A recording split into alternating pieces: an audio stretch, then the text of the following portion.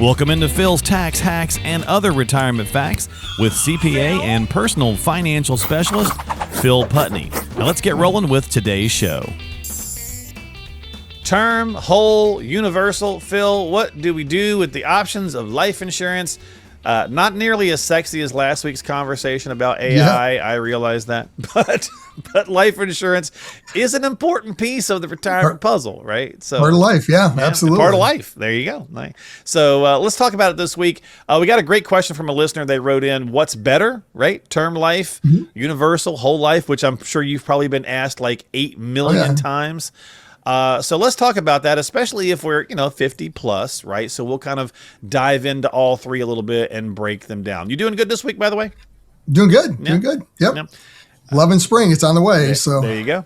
I think. How accurate was the 8 million times in your career have you been asked this question? Maybe not quite that many, but a lot. Maybe not quite 8 million, but yeah, it gets brought up. It gets definitely brought up a lot. Right. And I mean, the thing that gets brought up more often than what type is that I really don't need it. Do I even need it? Yeah. That's a great point too. So, yeah. All right, well, let's start. So when a client is in their 50s and has term coverage, what's the first question that you would ask them about? So they come in first time and you're looking through their stuff. You got their collection of items. You're starting to, break it down a little bit and they got term coverage. What are you asking them?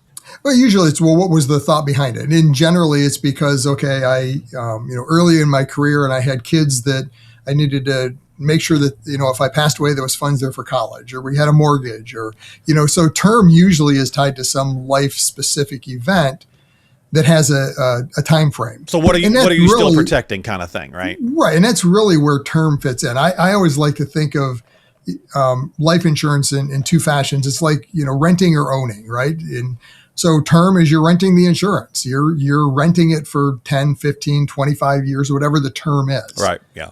At the end of that term, it's gone.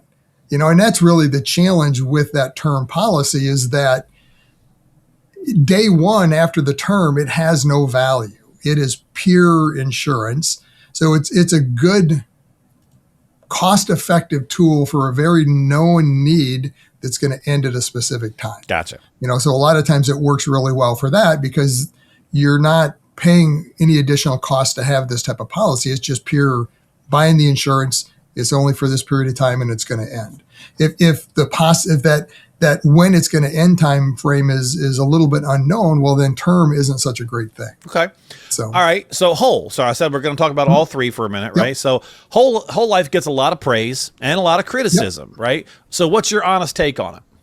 So when we get into, there's term and then there's what I reference as permanent insurance. So permanent whole life is a type of permanent insurance. Okay. And permanent insurance simply means that there's a cash value involved with it.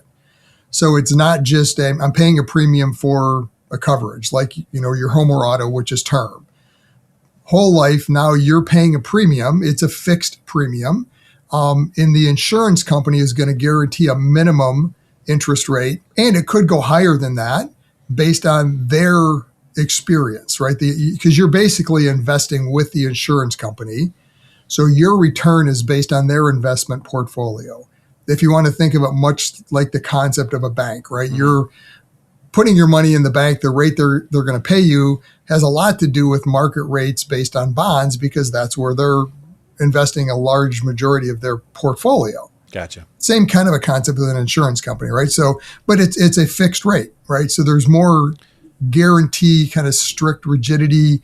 You understand, hey, here's the premium I have to pay for what period of time. And here's the interest rate at a minimum I'm going to get. I might get a little bit more, but it's not going to be much more. So it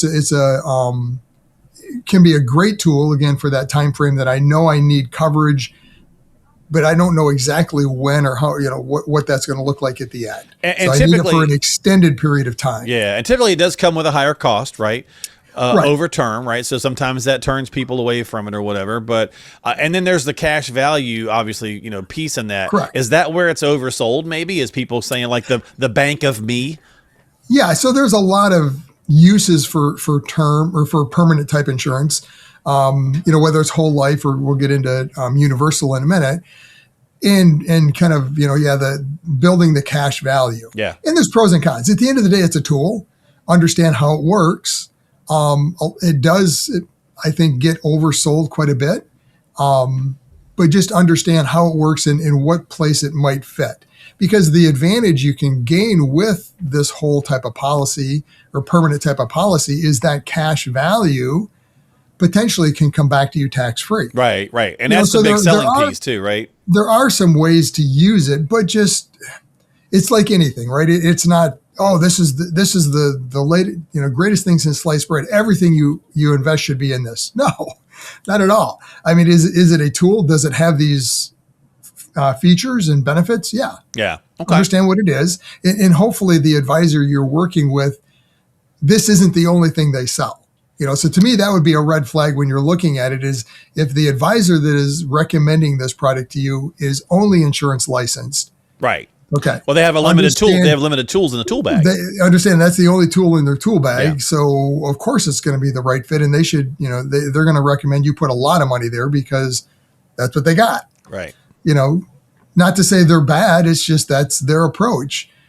My approach is going to be a much more holistic approach. We're looking at it in a different fashion. We use permanent policies all the time if it fits, if it solves the solution we're trying to solve for the client. Okay. So, all right. So then universal. You mentioned universal. So yep. It promises flexibility. Is it a feature or a trap?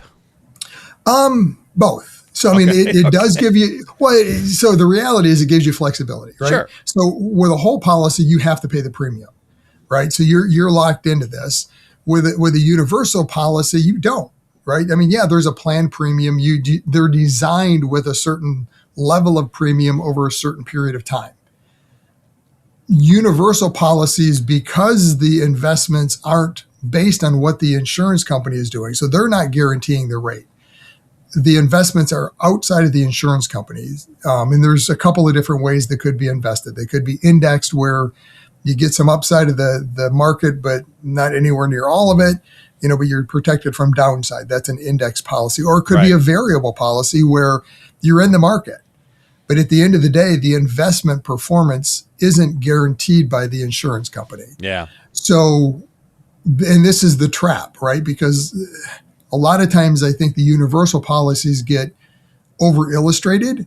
They like to illustrate, this is, historically has done a, 15% return. Right. Get the protection without the downside. Right. So you can put in, this amount of premium over this many years, and you're going to be able to stop paying because it's going to have this cash value and, et cetera, et cetera. It's like any investment. We don't know for sure what that's going to be. So you have to just monitor it is the key. And that's really with any of these permanent, or any life insurance, monitor and understand it year over year. Is it where we need to be today? It's not I bought it 10 years ago and haven't looked at it. Right. Well, that's a problem. Look at it every year and understand. It's just the universal gives you that flexibility that, hey, if you've, supposed to put in, I'll throw a number out there, $15,000 a year for the next 10 years to make this work, but it's been a great market. More than what we anticipated, well, you might be able to stop early, or it might actually grow to a bigger cash value and a bigger death benefit than what was planned. And that's really the key, is the universal just gives you more flexibility now. Well, because now we can make some adjustments and we can stop premium, or we can reduce death benefit. There's a lot of different things you can do with it, where you get into the whole life, it's a little bit more rigid in what it is. The Tax Smart Retiree is your comprehensive guide to mastering tax efficiency for a flourishing retirement. You will find indispensable advice and actionable strategies designed to enhance tax savings, maximize Social Security benefits, protect against market volatility, and develop a customized retirement plan. To get your free ebook, click the link in the show notes of today's episode and download your copy of the Tax Smart Retiree right now. Well, so, those are the three, kind of breakdowns there, but you also said, the other piece of that is, do I need it at all, right? So I guess big question for people in their 50s, do they still need, or above, do they still need life insurance at all? So what are some things to think about? Again, I guess you probably start with, what is the problem you're trying to solve with it? Right. So, at the start of it with any of our clients is we're running through a scenario to say, okay, if you both lived a full life expectancy, let's make the plan work. And we have to make some obvious assumptions on what life expectancy is going to be. Yeah. But then we always run scenarios to say, okay, what happens if that doesn't happen, right? And we'll go through and say, okay, what happens if, the spouse or the client passes away today? 5 years, 10 years, 15 years down the road and model that out to see, is there a need for life insurance? Because at the end of the day, life insurance general concept is to replace income. I'm gone, don't have the income anywhere. Right. Well, in retirement, you've hopefully converted a lot of your, life equity into actual cash invested equity that passes on beyond you. But there is still some income, so to speak, that you're generating. You could do Social that Security, for pensions. You could do that for your spouse, though, too. That could still be a creation tool. Yeah. Yeah, same thing for the spouse. Understand if they pass away. Yeah. The other thing to understand is when those happens is when we talked about this before, that change in the taxes going from married filing joint to single. So the key with all of it is you have to model it out, right? You look at the scenario and look at the real numbers to say, if this were to happen today, this is what would happen. This income would happen. We're going to lose this Social Security benefit. These are the tax rates. Model that out. Does the surviving spouse still have enough based on those scenarios to make it through their life expectancy? Okay. And if that's the case, then maybe you really don't need life insurance. But then some people like to use life insurance as, well, just a replacement in case, right? Or even like, I want to build an inheritance to the kids. Yeah. I mean, it could be a great tool for that because, again, depending on the type of policy, you can fund it and have this guaranteed death benefit till X amount, to whatever age, 110, let's say. So you're guaranteeing that, hey, I'm going to leave the kids $300,000. That's my goal. So you could try to save and kind of earmark some of your investments for that, or you could buy a life insurance policy that's going to absolutely pay that. Yeah. So there's a lot of uses for it. Another use that is relatively new is this whole concept of having some kind of a long-term care or chronic illness rider attached to it. So now these more permanent policies can almost serve as kind of two tools that can give you that death benefit, that if something happens where you passed away, well, there's a death benefit. But if not, if instead you're not able to perform the 2 out of 6 activities of daily living, that whole long-term care concept, well, maybe I can now use that death benefit instead for chronic illness. Right. Yep. And that's become very popular. Yeah. There's a lot of different uses of it. So don't get caught up in, it's life insurance, I don't need it, or absolutely need it. Understand what it is. It's a tool. Run your plan first, and then your plan should never be the product. Right. Your plan should be the plan. And once you've understand your plan and you've mapped that out, and it's an insurance product, right? So generally it comes into play when we're trying to hedge against the risks, the stress test in a plan. Well, so at the end of the day, the right type of life insurance is the one that solves a specific problem, right? Right, solves a problem, and maybe it does have some other benefits. But sure. Don't buy the features. At the end of the day, we're trying to buy that benefit that it gives you at the end. And at specific stages, it does change a bit. So a 55-year-old problem is different than a 35-year-old problem. So just make sure that your coverage has the right things, or that you need for the situation that you're in.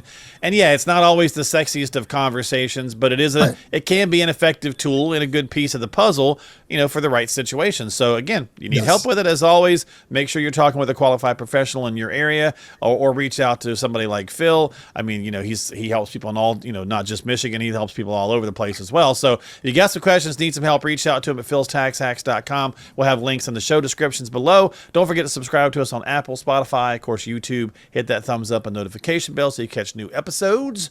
And we'll see you next time here on the podcast. Thanks for hanging out, Phil, as always. Appreciate your time. And we'll catch you later on Phil's Tax Hacks and other retirement facts.